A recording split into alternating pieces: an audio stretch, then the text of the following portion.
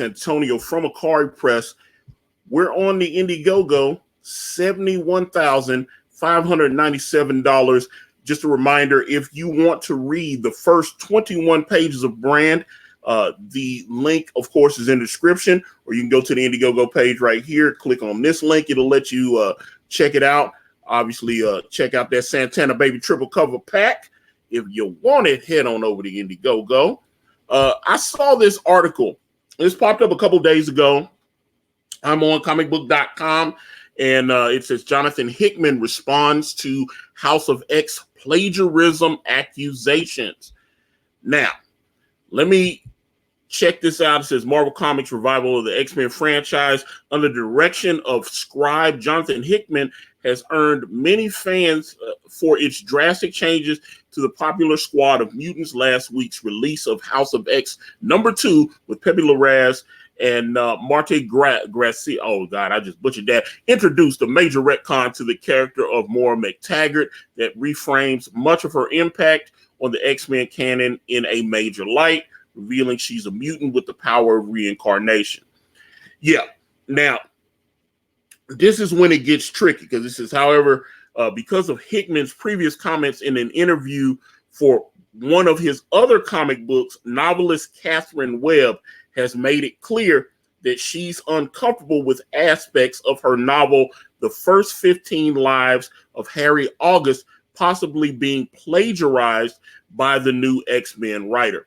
Now, I should note that there apparently appears to be no beef here. Like I said, this article came out a couple days ago, but I just wanted to talk about it because I saw a couple things and it made me wonder.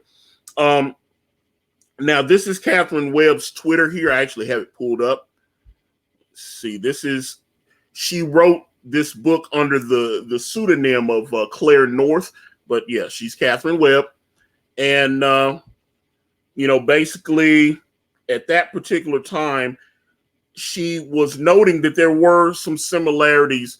Let me see, I've read a summary of her novel where basically the main character dies and is reincarnated, and he is able to take the memories of that previous existence into this new existence when he's reborn.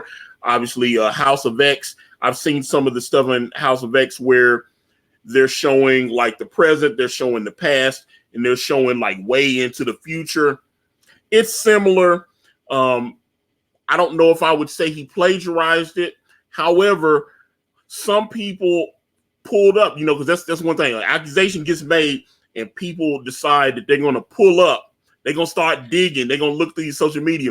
So back in 2016, Jonathan Hickman, he was promoting another book that he did, and he mentioned reading a novel that was written by Catherine Webb. I think it's called House of August. And he read that. And Harry August, there it is, 15 Lives. So he admitted to reading Harry August. And, but like I said, that was a couple years ago, almost 3 years ago. And I don't know. He probably forgot about it. It may have influenced him, because as she's checking it out, she noticed that there were, some similar themes because they've got Moira McTaggart being able to do a lot of the things that Harry August was able to do.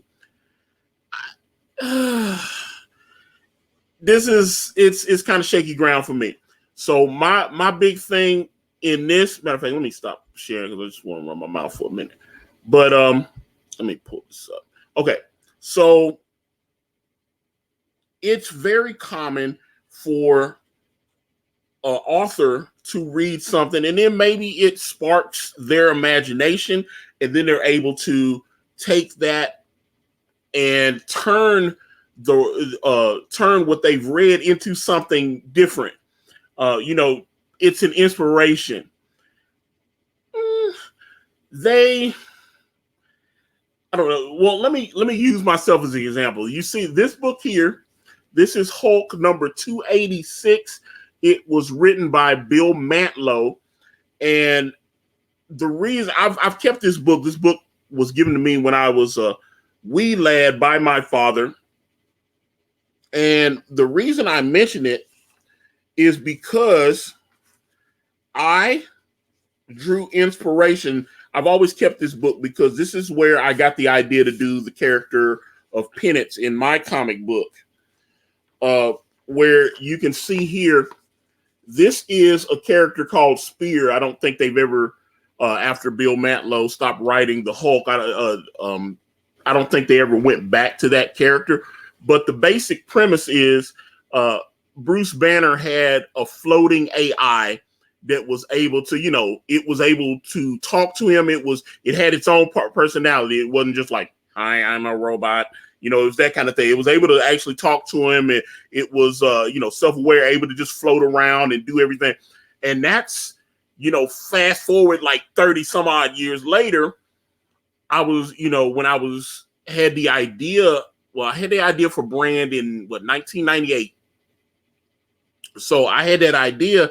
And when I was creating David Craven, I kind of thought, I was like, originally he was a serial killer. So David Craven was a serial killer, but he killed people for God. And so my premise was like, well, he's out here. A lot of the stuff that I was creating, he was isolated. He didn't have anyone to talk to. And so I was like, I need to create at least another character so that he can confide in someone. He can talk to them. They can go on these adventures with him, especially before I introduced him to Dawn, who is going to be his partner and his wife and everything. So I kind of had that idea. And I wanted to, I was like, okay, well, that's when I came up with the ideas for the masks. And it was a direct result of reading this when I was like 7.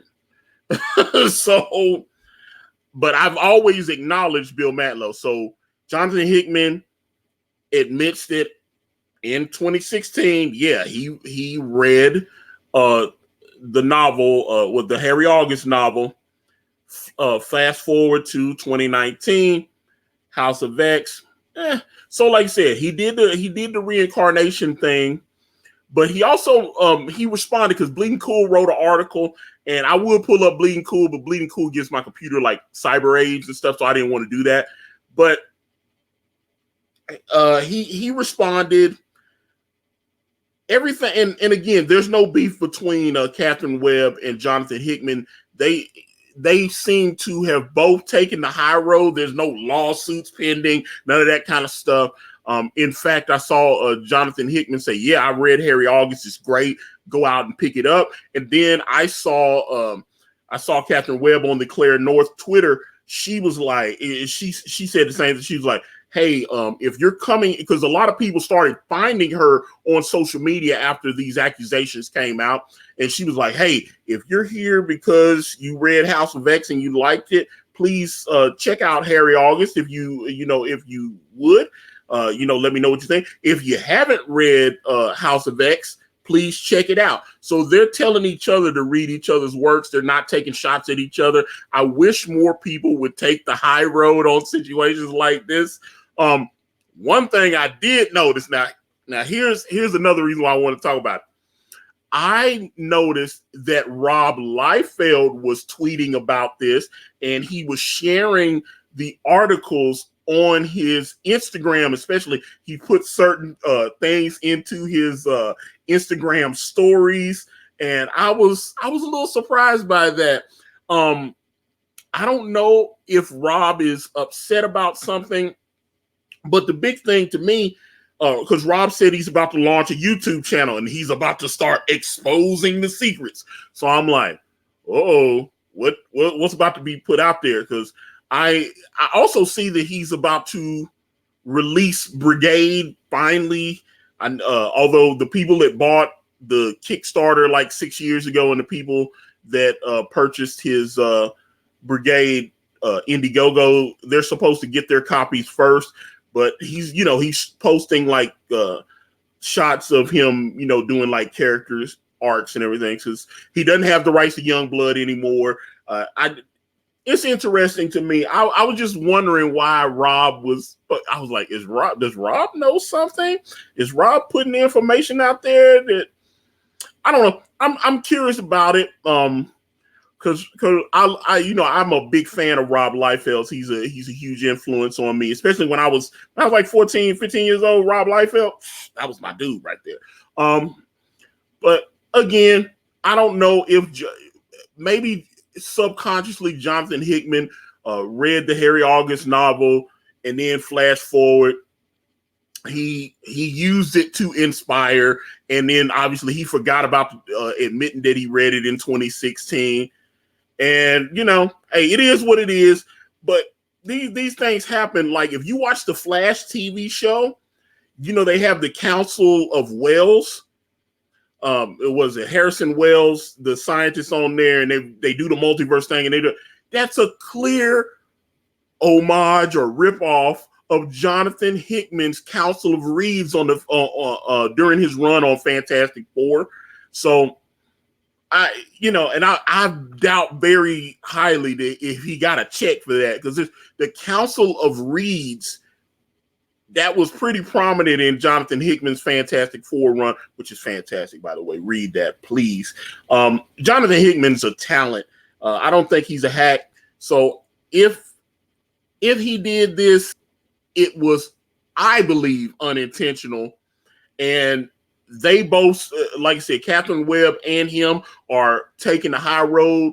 They're not insulting each other, and they're encouraging their fans to read the other's work. So I think that's great.